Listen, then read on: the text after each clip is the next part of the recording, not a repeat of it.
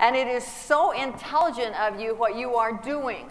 Coming to these sessions are one of the most intelligent things that you can do. I know I have an intelligent audience in front of me because I want to share a story with you quickly about how intelligent it is that you are here. I started doing seminars like this, or rallies, we used to call them, or success rallies, or different names with Zig. They were Masters of Success, and in Australia they were sales congresses.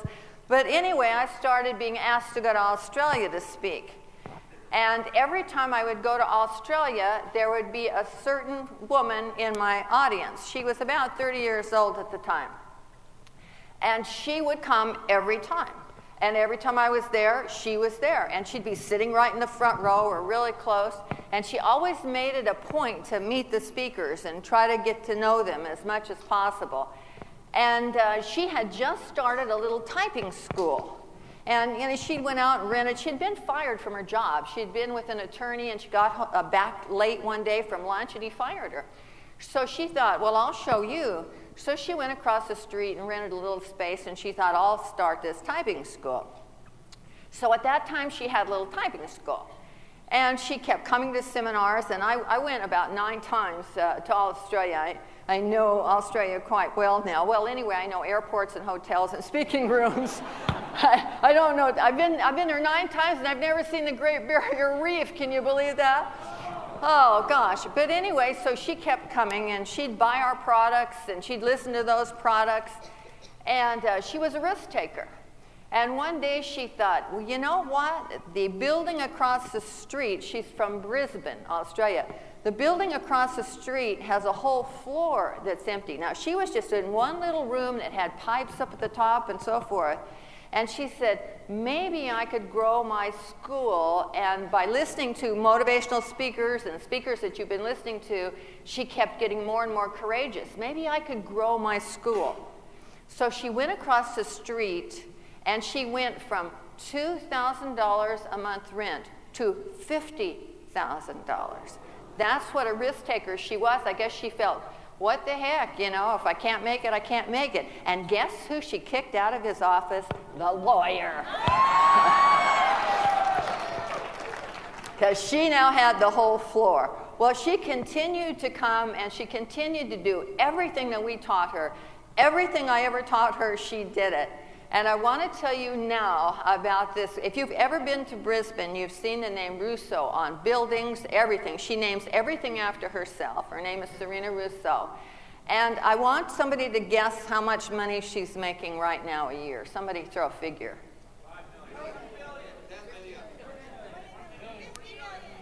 $50 million a year.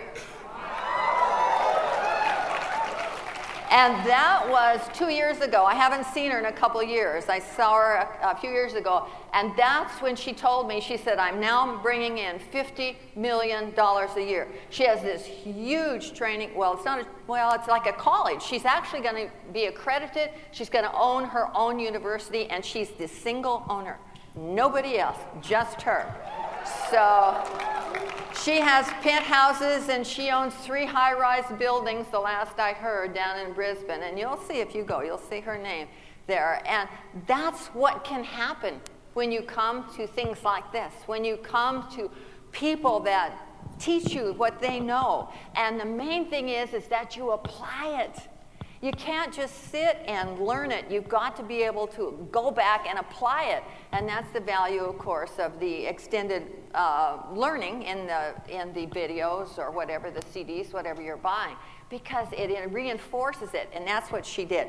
Now, we're going to talk about, and you're here for what? You're here to learn how to do what? To do what? You're here you want to make some more money, right? That's really what you'd like to do. That's the truth, right? What you really want to do. You want to learn how to make some more money. So we'll work on that. Now, I deal in the area of image. Image is an amazing topic. It is huge. It's so much bigger than you ever thought it was. And when you get into a large corporation and company, you realize how big it is, and you realize how quickly an image can just be destroyed. Now, when I was with the Disney company, I had spent years in the personal image area, and I went to Disney and I thought, wait a minute here. This word image is huge because it's basically the image that are bringing people into this organization. They save money for years so they can have a trip to one of the Disney parks.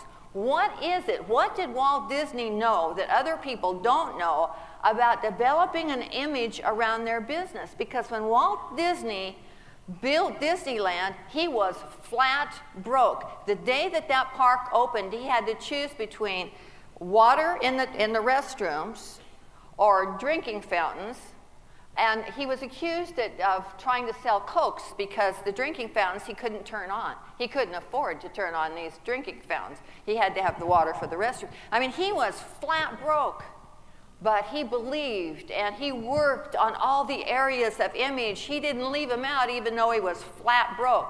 So I started thinking the word image, image, image. What does that mean? What is that? What does that encompass?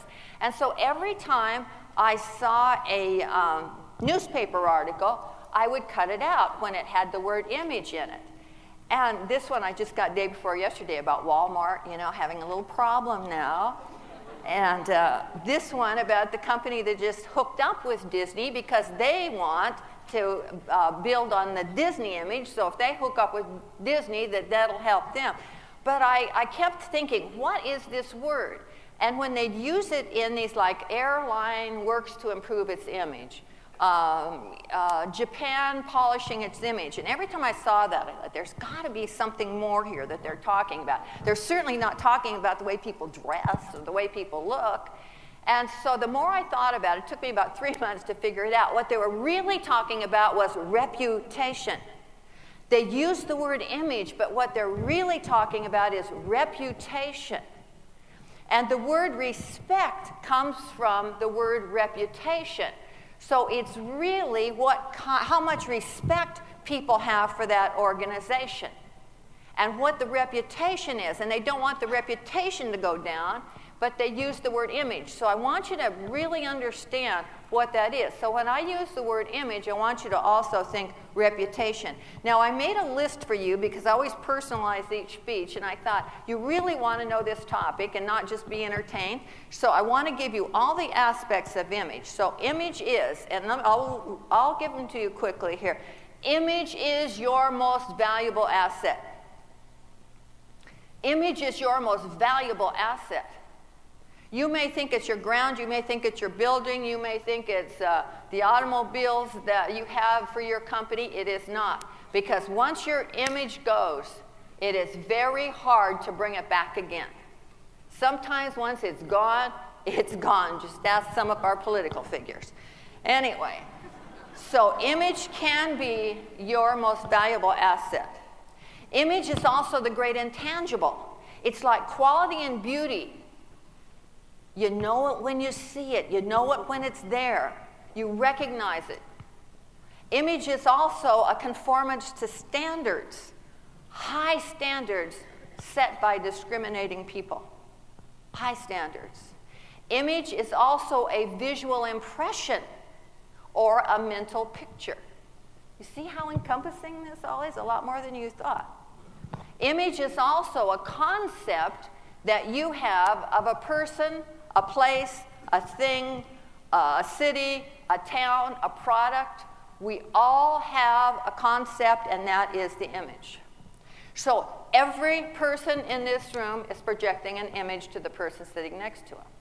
Everybody on the staff of this organization is presenting an image to you. Every town has an image. Every business has an image. Every product has an image. Every city has an image. Every country has an image. You see, it's all encompassing. Now, one of the ways people say, how do you get a better image? Do I have to do things 1,000% better than the guy down the street? No, you have to do 1,000 things 1% better than the guy down the street. So everybody thinks, well, what on earth can I do to improve my image? Figure out the 1,000 things that you can do just a little bit better than somebody that's in the same business that you're in.